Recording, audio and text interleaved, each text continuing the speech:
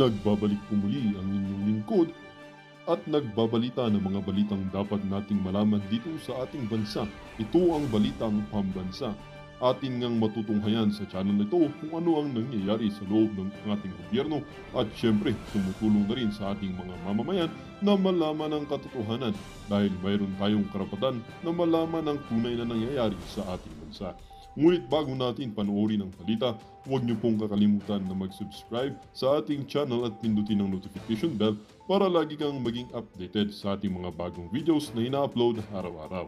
At sa ating mga solid viewers naman dyan ay maraming salamat naman po sa walang sawang pagsuporta. At syempre, huwag din pong kakalimutan mag-iwan ng like at i-share ang ating mga videos. At kung mayroon ka naman pang opinion, ang ating comment section ay bukas para sa inyong mga hinaing. Ito na nga mga kaibigan, ating panoorin ang buong video. Salamat po muli and God bless!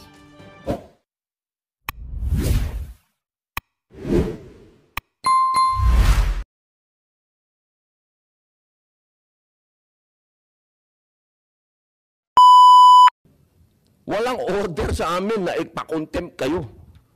Kung galing lang to kay PRRD o galing kay BP na pakontempt kayo, kukontempt kita, boss. Baka ako pa magsabi na ako hahatak sa'yo. Pero hindi ko ginagawa. You have ruled already the citing contempt. Thank you, Madam Chair.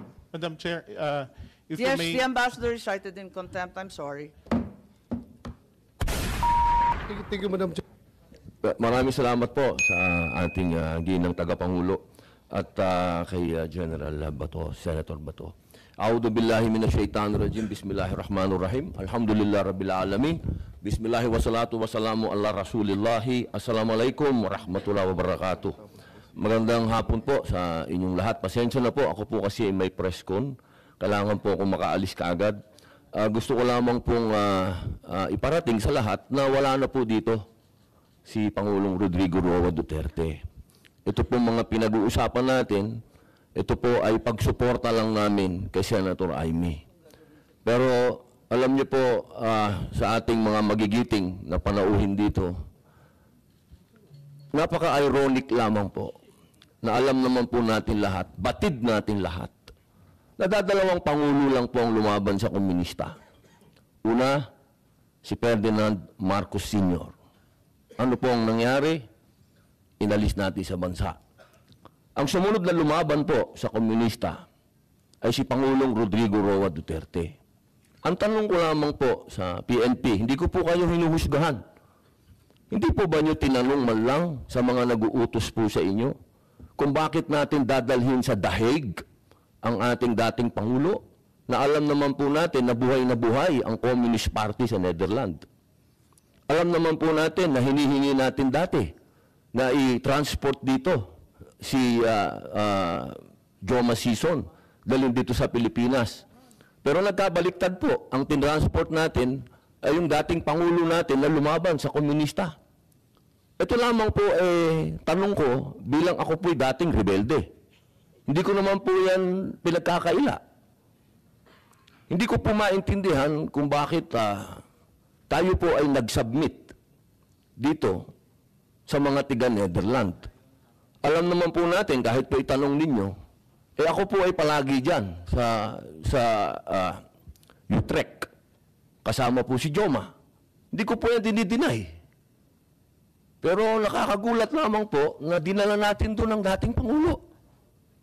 Yung po ba, hindi po ba alam ng PNP na karamihan po sa mga dumadating na pera sa komunista, sa mga terorista, ay galing po sa abroad. Yan po yung mga tanong na kailangan ko po sanang itanong sa inyo at marinig ang mga sagot ninyo, pero naubos na po ang oras natin sa paikot-ikot. Ako po ay gusto ko pong iparating sa inyo ang kalungkutang napakalalim. Sapagkat sama-sama po tayong lumaban. Gusto po natin ng law and order sa ating bansa. Pero pagdating po sa kaduluduluhan, alam niyo po, General Torre, congratulations sa kadalawang medalya na po kayo. Pero alam niyo po, sir, nalulungkot po ako dahil yung katapangan po ninyo, sir, medyo nakalulungkot po. Bakit? Napakatanda na po ni former President, sir. Ako naman po tagahanga ninyo sa matapang ninyo, sir, pero napakatanda na po ni former president. At alam naman po natin, sir, na lumaban yan sa komunista. Alam niyo yan, sir. Sana naging konting ano lang po tayo ba? Binigyan naman natin ng konting kung paano natin tinitingnan yung mga medalya nyo. Hindi lang nalagyan ng medalya si Presidente, pero kung sa medalya mag-uusapan, tinulungan na tayo laban sa mga terorista. Yun lamang po, sir. Sana napakasakit isipin. Ito pong bagay na ito, parang pati itong ambassador natin. Ano po ba talaga ito po ba talagang operation para may aalis dito ang ating dating Pangulo? Kanino po ba? Kasi kami pinupuwersa kami lahat ng mga supporter ni Digong. Nai-contempt po kayo. Pero hindi po namin ginagawa. Sapagkat ang order, walang order sa amin na ipakontempt kayo. Kung galing lang to kay PRRD o galing kay BP na pa-contempt tayo, kukontempt kita, boss. Baka ako pa magsabi na ako hahatak sa'yo. Pero hindi ko ginagawa, boss. Kasi walang order sa amin na gawin sa inyo yan. Ang natatandaan lang po namin na sinabi ni PRRD na malinaw na ginagawa ng pulis ang order sa kanila. Kaya po namin kayo nirirespeto, sir, dahil yun ang sinabi ng boss namin. Yun ang sinabi ng chairman ng PDP, na ginagawa lang ng pulis ang trabaho nila. Pero sana naman, sir, isipin din natin kung anong itinanim ni PRRD sa bansang ito. Nilabanan natin ng komunista.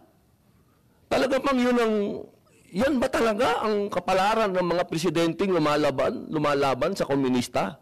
Isang in-exile, isang sinurrender?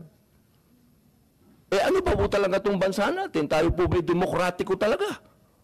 Tayo po ba'y under control ng komunista? Yun lamang po. Maraming salamat po sa inyong lahat. Magandang hapon. Salamat po. Maraming salamat, Senator Robin Hood Padilla. He has been telling all the time, telling this committee that the order did not change. Kaya nga, pinaklaro ko dito, yung order na yan, galing kay Chief PNP. No? Nadalhin talaga siya sa dahig.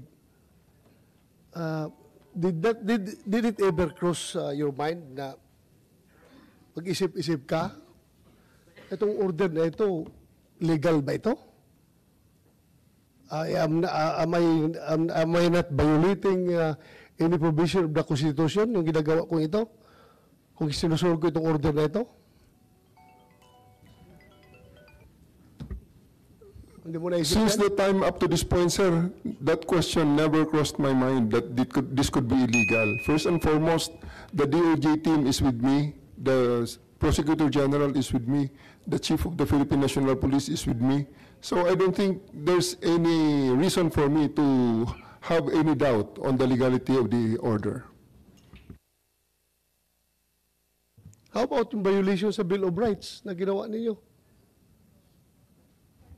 Again, sir, the DOJ is with me, the Chief PNP is with me, so I really don't have any reason to believe on or question the legality of the order, sir. So I do believe up to this point, since we started this operation, that everything that we did is within the bounds of the law. Naku, General Torre, dinig na dinig namin paulit-ulit si Attorney Delgra, Article 59. At nalilito kami, ba't hindi mo tinawagan yung DOJ? Teka, may Article 59 na sinasabi. Abogado ka ba? Ma'am, speaking of the DOJ, Attorney Fadulyon, the Prosecutor General, was there. Nandun kayo At sinagot ninyo yung sinisigaw ni Attorney Delgra na Article 59 ng Rome Statute po. We were there, Madam Chair, and we heard everything. Pero if I may be allowed po to put things in proper context, kasi yung tinitingnan po nating video is just a portion or snippet of what actually happened. Tagal na po namin iniintay yung buo, pero wala namang ibinibigay. Ma'am, hindi po. Maari po siguro nating hingin yan dun sa mga kapulisan because meron naman po sila mga body-worn cameras the whole time that the incident... Matagal na po namin iniintay at hinihingi. At any rate po, ma'am, if I may, yun nga po, yung nakikita po nating video at ang ipinapakita po ay isang portion lamang po nung nangyari nung buong araw na yon. Now, yung sinasabi po ninyo na if si General Torre exerted unreasonable force, it was not, if you look at that video on its face, kung yun lamang po, it would appear that way. But if you look at how it escalated from the time that they were brought there up until the time that the arrest was effected, you will understand, or we will all begin to understand what it is that actually transpired. Hindi naman po yan sabihin natin na pagpasok po tuwing pumapasok si General Torre, inamimuwersa o nananakot o nagbabanta. Marami pong beses at saksi ho kami doon sa pangapakiusap at pagpapasensya ni General Torre the entire time that the warrant was being effected. Sinasabi po ninyo, Prosecutor Fadulion, naubos na yung pasensya, kaya wala ng karapatan. Hindi ko po sinasabing naubos yung pasensya. Parang ganun kasi sabi, gabi na ang tagal na yun ho yung perspective ni General Torre. Pero sinasabi ko po, from an observer's point of view who was there, yung proseso po ay sinunod at mahaba hong panahon ang pinadaan bago po tayo dumating dun sa punto na kinailangan ng gawin ni General Torre na siguro pagsabihan at nung hindi sumunod ay pinusasan si former E.S. Medialdea at para lamang po maihiwalay sila kay former President Duterte na yun ang kanila pong gustong makuha. Kasi po, hindi po nakikita ron na ang sinasabi natin, tumayo lamang naman, naglagay lang naman ng upuan. Hindi po ganun ang nangyari. Yun ang nakikita sa video Exactly, Wala ma'am. namang ginamit na dahas, wala namang sigawan, wala namang pagbabanta. Yes, but Hindi naman tumulak. prior to that, Madam Chair, there were instances when the things that General Torre wanted to do were being impeded. So, I would understand also from the perspective of General Torre, he had a mission that he had to implement and accomplish. He could not do it because of the so many dilatory tactics that were employed. So dumating po dun sa punto na nagkainitan at maintindihan ko rin po na kung kailangan pusasan, dahil po hindi naman ho yun ang ultimate na objective niya. Nakiusap ho muna. Nung hindi po sumagot o tumugod dun sa pakiusap, doon na po umabot sa punto na kailangan na pong pusasan. If I may, Madam Chair. Pagkatapos sa posasan, ay sino po yun? Yes, Attorney Delgra. Matapos posasan, rinilis naman. Tapos sinakay sa aeroplano. Nagtataka ako paano nagkaganon. Ang gulo So, Attorney Delgra, please. Yes po, Madam Chair. I take exception to the statement PD Padulyon. Yung phrase na it's beyond my pay grade, I heard it from him. I heard it from General Torre and Yusek Nicolas T., whom the first time I met him was inside Villamor Air Base. I also talked to him separately. At I appealed to him. Nakikita niyo muna kung anong ginagawa ni General Torre sa ating presidente. Disrespecting the president, tinatakot, no? We will do it the hard way or the easy way. We have invoking the medical emergency. We have invoking Article 59. At palagi sinasabi nitong tatlo na it's beyond their pay grade. Tell me it is not true. Prosecutor General Padulyon, that you told me that. Prosecutor, And then please. I asked you, whom will I talk to make sense of all what's happening inside Villamor Air Base? You cannot even tell me the name or any name for that matter na pwede kong kausapin. May I And that's the respond? reason why I take exception to what he's saying. And to say that may dilatory tactic, alas 2 ng hapon, 3 hours after we arrived there, the plane was not yet ready. So there was no delaying tactic. Yes, Prosecutor, would you like to respond to Attorney Delgra, please? Yes, Madam Chair. Attorney Delgra did approach me and asked me if I could ask if it would be arranged that the former president be brought to the veterans. Yun po ang pinakiusap niya sa akin. Pero ang sinabi ko po sa kanya, susubukan ko pong itanong, pero wala po yan. Hindi ko po desisyon yan. Dahil ang trabaho po ng Department of Justice doon ay para po tiyakin na ang karapatan ng dating Pangulo ay maprotektahan. Okay? It is incorrect to say that there were no dilatory tactics. Kasi from the very start po, dung pagdating pa lang na pagdating ng eroplano, nandun pa lang ho sa tube, nagsabi na po sa amin na hindi po sila lalabas kung halimbawa pong wala silang kopya ng warrant. So nang nakuha na ho yung kopya ng warrant, lumabas na po sila at dinala po sila doon sa 250th at kung saan sila pinagpahinga. Nandun na po si Attorney Delgra at that time. There were demands for doctors to be there. PNP had brought in their own doctors. Ang nagiging problema po kasi doon, Madam Chair, is that hindi po pinahihintulutan yung doktor ng PNP na i-counter-check yung findings po ng doktor ng Nako, dating Pangulo. Prosecutor, alam naman ninyo, physician choice ng arrested, hindi ba? Nung Yes, tao. yes, ma'am. Hindi naman miski sinong doktor, hihatakin mo tapos yun naman. Hindi po namin sinasabi na ipinagbabawal o hindi ho pinapahintulutan yung dating... Nagbawal. 3-4 na oras bago pumasok. Pinaliwanag ni Senator Bongo, nag-iintay sila sa labas. Hindi ma'am, meron ho nakarating na doktor doon right after, I don't know if it was just before lunch or right after lunch. That's as much as I know. Okay? Pero yung sabihin po na wala hong dilatory tactics, sa dami ho ng pakiusap, magmula nung basahan ni General Torre, si dating Pangulo, marami hong pakiusap na mag-uusap po kasama ang mga abogado. And this happened 2 or 3 times already. Of course, we cannot make decisions also on the requests as far as veterans is concerned. Bakit po kayo may deadline? Wala po kaming deadline, ma'am. Sabi mo, matagal na eh. No, ang sinasabi ko ho, ma'am, is that matagal, yung nakikita natin sa video ay kakapraso lamang. Kung titingnan po natin yung kabuuan na kung ano nangyari, malalaman po natin kung bakit nag-escalate o naging ganun po ang pagtrato o pag-handle ni General Torre nung inaresto niya si E.S. Mejaldea. May deadline ba o may time frame ang pag-aaresto? Wala naman pong deadline, kaya lamang po ang tawag nito, the former president was already placed under arrest. General Torre had his orders to have him boarded on the plane.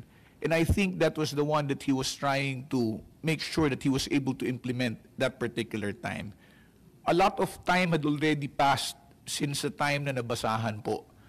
And it was only around, 10 o'clock or past 10 o'clock when it was actually implemented. Naguguluhan lang kami kasi sinabi ni General Torre, we are going. Unang-una, ma'am, ang reglementary period, mamalasin naman kami kung hindi namin ginawa ang trabaho namin. Despite your stance na hindi ito warrantless arrest, may warrant kayo. Kaya tatanungin ko na naman si General Torre, please, para maliwanagan tayo, ba't kayo nagmamadali na dalhin sa Hague? At mababiolate ninyo yung Article 125 of the RPC. Ang ibig ba sabihin nun, warrantless arrest ang ginawa natin? Ma'am, thank you very much for giving me that chance to clarify that 125 statement. Ang nakalagay, ma'am, sa arrested person and with a warrant, deliver to the judicial authority without delay. Yeah. So, ang sa akin, ma'am, is wala tayong yardstick. Anong po yung binabasa ninyo? We're stating yung that... Article 125, puro warrantless lang. Yes, ma'am. Ano yung reglementary period? Pag warrantless lang, pag may warrant, hindi ganun. Pag may warrant, ma'am, is to deliver to the judicial authority that issued that warrant without delay talaga yan, ma'am. So, wala akong yardstick kung paano ko i-define without delay. Pero walang panahon, di ba? Yes, ma'am. Walang reglementary period. Yes, ma'am. So, sinasabi ninyo na nung first hearing na sinasabi ninyo may reglementary period, Tama Hindi po ba regulatory yun? O period, hindi? ma'am. Ginawa lang Sinabi natin. mo mamalasin tayo pag hindi natin ginawa yung trabaho sa reglementary period. Nanggaling sa iyo eh. Nagulat nga ako eh. That could be a misstatement that I really thank you for giving me the chance to clarify. Because yung statement sa mga warrant, sa implementation ng warrant, ma'am, Kasi tinanong pa kita, anong reglementary period? Nagulat ako eh. Anong period yun? Tapos sabi mo, Article 125. Nasa transcript po natin, page 205. Arian. So anong kaya ang tama ngayon? Bakit tayo nagmamadali kung wala naman deadline? Ito ay arrest with a warrant. Desisyon na po natin.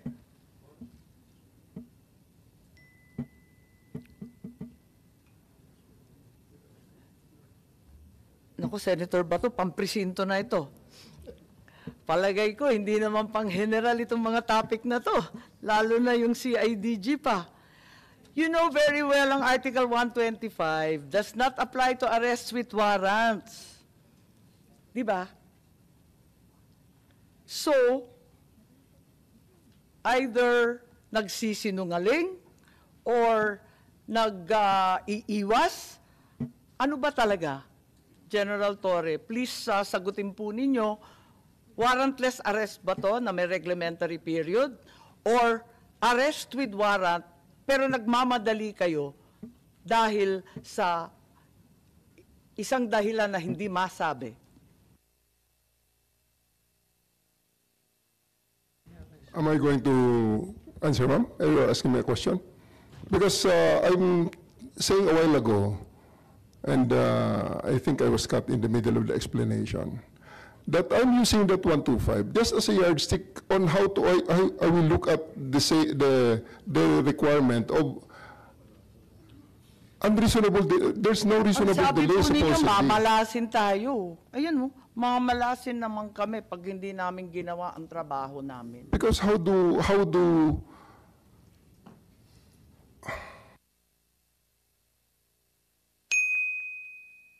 Po.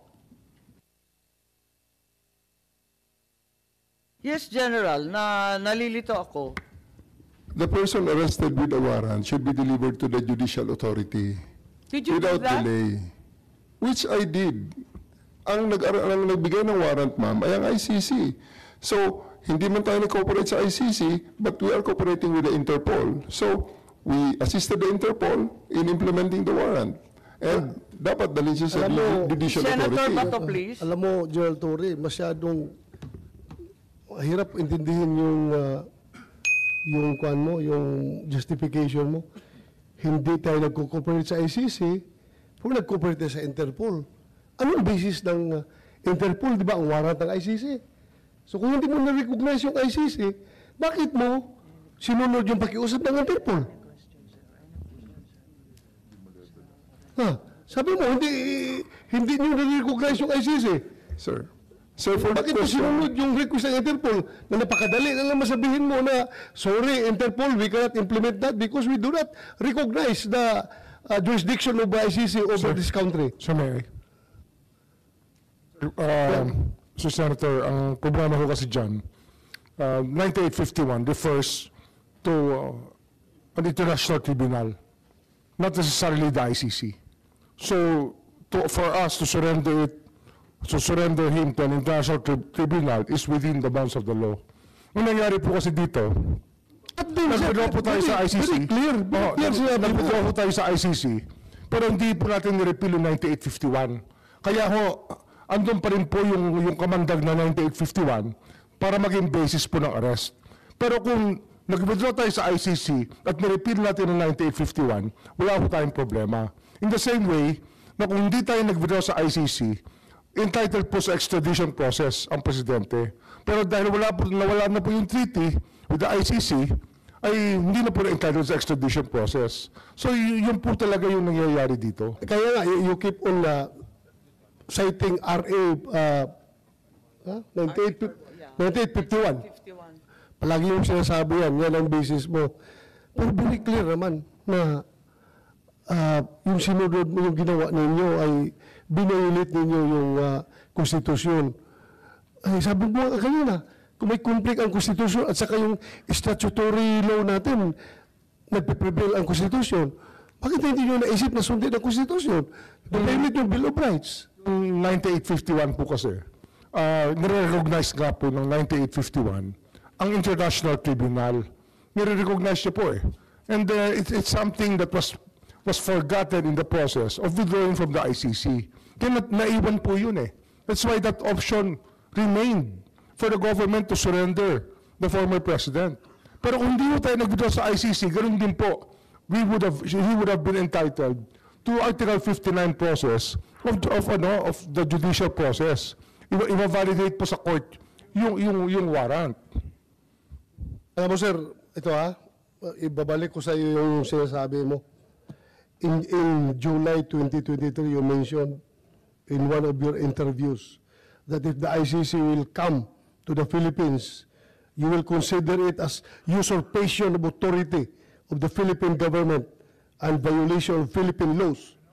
What are the laws you have in mind during the interview that might be violated by the ICC? Kasi pagpapasok ko sila rito at prepare nila mag-imbestiga, then they will be usurping the power of the DOJ. Or marami ho talaga mabaviolate na usurpation of authority po ang mangyayari dyan. Kaya nga, ano nga ang nangyayari po dito, ang ICC po ay hindi talaga, ang kanilang kapangyarihan ay naiwan lamang sa individual at hindi po sa state. Hanggang ngayon po, wala silang power over our state. Ang Pilipinas po ay hindi saklaw sa ICC. Dahil nag-withdraw po tayo sa ICC. Pero yun na rin po ang dahilan kung bakit ang Pangulong Duterte ay hindi po kayang i-invoke itong provision ng ICC tungkol sa Article 59 sapagkat nag-withdraw tayo sa ICC, so wala na ho tayong treaty with the ICC. So, hindi na ho applicable yun sa atin. Alam mo, sir, ikaw, pilit mong hinihiwalay, Madam Chair, yung tao at saka yung state. Di ba? Hinihiwalay mo palagi. Opo. Kasi may ICJ po eh. Can you define Kasi ang ICJ po, for the state. Sandali lang, sir. What is a state? Ano ang elements ng state? Di ba? Ang element ng state is territory, people, sovereignty, ano yung pang-apat? Government. Oh. So yan ang state. Ngayon, bakit mo ihiwala yung population? Diyan sa Kasi state. wala hong power over government Walang state natin. kung wala population. Wala hong power ang ICC over our government. O kaya Kasi nga hindi na ho tayo, wala na ho tayong treaty eh. Over our state. Kasi nag-withdraw po si President Duterte sa ICC na wala na po ang pwede nilang gamitin na kinakailangan pong dumaan po sa korte dahil nga may treaty. Kaya nga hindi ma-invoke ang extradition eh. Yung nga ho yung naging dilema rito. Yung naging gamot ay naging problema. Bakit mo sinurinder kung hindi nga ma-extradite, isurrender mo May pa? warrant of arrest po eh. May warrant of arrest po over the individual. Sabi mo naman, hindi natin recognize yung jurisdiction ng ICC. Kung mag-issue sila ng warrant, bakit mo i-implement? Alam niyo ho, we belong to a community of nations and mahirap na pong talikuran ng ating responsibilidad sa community of nations, especially that we have embraced international humanitarian law through Republic Act 9851. Mahirap. Madam Chair, Balikan na lang natin si General Torre, o kung okay, Senator Bato.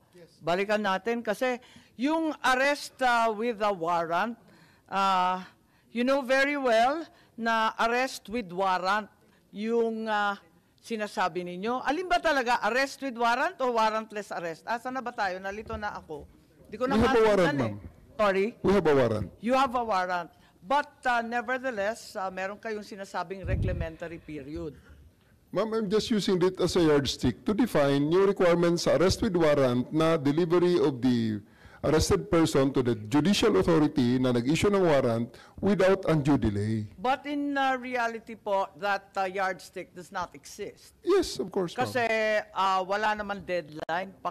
pag meron kang warrant, di ba? I should have delivered him earlier, ma'am, actually, kung tutuusin. Oh, Kung Bakit hindi, lang ako, earlier ma'am, pa? kung hindi ako hinadlangan, ma'am, dapat nadala na kaagad yun sa aeroplano. ganun ba? Yes, ma'am. Ilan ang aarestuhin ninyo? Isa lang naman, ma'am. E.S. Medialdea, Isa lang naman, ma'am. sino-sino pa, si Attorney Delgra. What's the real reason then?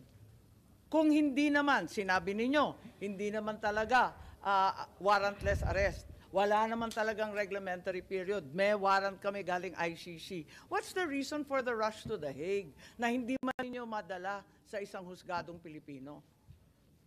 As to the nuances of orders higher than Wala namang order sa time limit eh. on the orders Sabi given lang, to me. i-aresto, di ba? Yes, ma'am. Wala namang sinasabi ngayon na, now na. Meron bang ganon? I just executed the orders given to me, which is to arrest him and bring him to the plane that will bring him to the Hague, Hindi ma'am. pa rin yan ang dahilan kung bakit kayo nagmamadali. Ang taas-taas ng blood sugar ng tao, may edad na. Nakikita naman na hilong-hilo na, natulog nga. Ba't nagmamadali-dalin sa Hague yan? Nadali na ninyo arestado na ninyo ba't pa ninyong pinipilit na bumiyahe na kaagad-agad? What's the real reason? Kasi kung talagang reglementary period does not apply, yardstick lang, ano talaga yung totoong rason at wala nang iba? Di sana sinabi nyo nung unang pagdinig, malinaw naman na lahat ng simula noong unang pagdinig hanggang ngayon, pilit ninyong iniiwasan, sumagot ng totoo. Ano ba talaga yung dahilan na nagmamadali kayo? Ma'am, I will reiterate my answers a while ago. The position that my mission is just bring him to the plane that will bring him to the Hague. As to the rush, if you consider it as rush, It is a I am rush. not in the, Kasi I am dapat not dadalhin privy. pa yan sa husgado, di ba? That is your, that is the, No, if that is the law, sir. If that is the impression that was delivered to you, ma'am, ang sa akin lang is, those are beyond my competence to answer. Kung sa tingin niyo rush yan, it's not rush, it's something that I have to do na talagang isakay lang sa plane because that is the order that was given to me. As to the other nuances of that order, I may not be able to answer that intelligently or competently.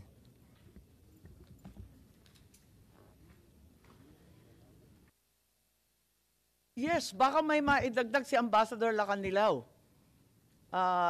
Dahil nandun din kayo, may nakita ba kayo na dahilan kung bakit kailangan pumunta sa The Hague? Total, kayo ang madalas pumunta sa abroad at kinatawan ng Pilipinas. May dahilan ba kung bakit nagmamadali tayo? Hindi po ako hindi po ako aware o competent para sagutin po yung ganon. Kasi ang sa akin naman ho, ang naging role ko lang yung nung nag-volunteer ako na samahan si former President Muta ICC. Lahat tayo hindi alam ang dahilan kung bakit nung araw na yon kinailangan talaga isakay at dalhin sa Hague kahit may sakit, kahit may karapatan pumunta sa husgadong Pilipino, kahit hindi pa nakikita ang pamilya, ang doktor, ang abogadong pili, talagang kinakailangan dalhin na talaga sa The Hague. Ambassador Lacanilaw, I find your answers very misleading Kanina pa, yung sinasabi mo na hindi mo alam na hindi pala siya dinala sa competent court, competent judicial authority.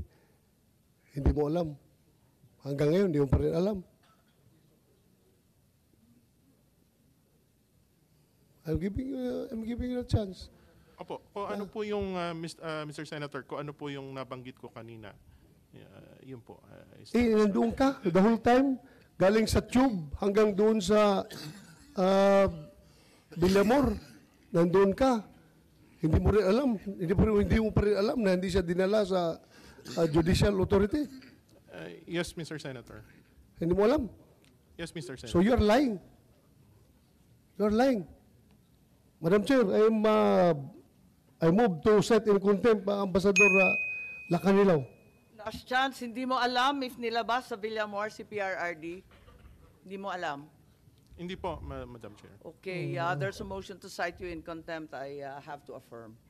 There being no contrary motion, we uphold the motion to cite Ambassador Marcos Lacanlilao in contempt.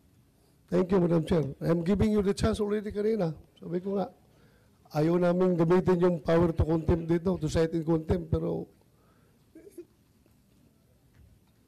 halata na nagsinungaling ka. Nasa dokumento harap-harapan na po. Mahirap naman yung ganito, konting respeto po. Again, may I clarify again, please? Ma'am, it's an extradition form. That's why the questions are answerable by in another jurisdiction, but not our jurisdiction. So it's very hard to answer something that works in a different manner. Hindi nga sir, ang tinatanong namin sa kanya is kung nandun man siya the whole time, hindi mo niya, alam niya na hindi dinala si President Duterte sa isang competent court. Kung sabihin niya, hindi niya alam. Kaya ho Siya nga nag-suffice. nagsabi na siya nag-oversee sa operation. Tapos hindi niya alam na kung dinala o hindi. I hope we can reconsider the contempt citing because, sir, kaya ho nag-suffice a certification of Kanina pa Prosecutor kami General. nagre-reconsider, Secretary Boying. at Pero saka kaya ho kailangan nag-suffice po namin. sa ICC, kaya tinanggap nila yung certification po ng DOJ is because under their system of government, under the system of the ICC, ang prosecutor is competent judicial authority. That's why it's very foreign to Ambassador Lacanilao. Hindi naman ho madaling malaman yan until ho pinaliwanag yan ni Justice Ascuna sa atin. Ay, na hindi magkaiba naman- po talaga Hindi naman ang pagtingin. Hindi naman kailangan maliwanagan national. Sabi naman nationally, ang liwanag naman po nun. Balikan na lang natin si General Torre. General Torre, ano ba talaga yung dahilan kung bakit nagmamadali? Sinabi mo na hindi naman Madam warrantless Chair,